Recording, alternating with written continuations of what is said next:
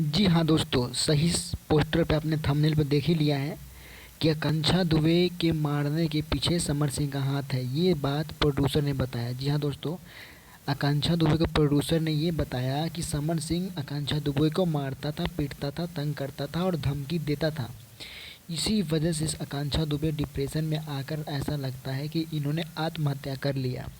समर सिंह ने धमकी दिया था एक दिन पहले जब आत्महत्या किया आकांक्षा दुबे ने, उसे एक दिन पहले समर सिंह ने उसको धमकी दिया था आकांक्षा दुबे को।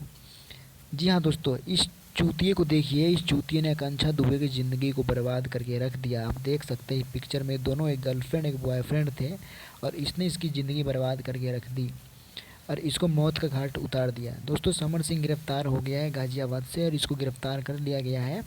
अब ये बनारस के थाने में इसको भेजा गया है, कोर्ट ने भेजा है 14 दिन के रिमांड पे। दोस्तों, समर सिंह के बारे में आप क्या कहना चाहते हैं और आकांक्षा दुबे के बारे में क्या कहना चाहते हैं, प्लीज़ हमें कमेंट करके ज़रूर बताएं। Thank you all.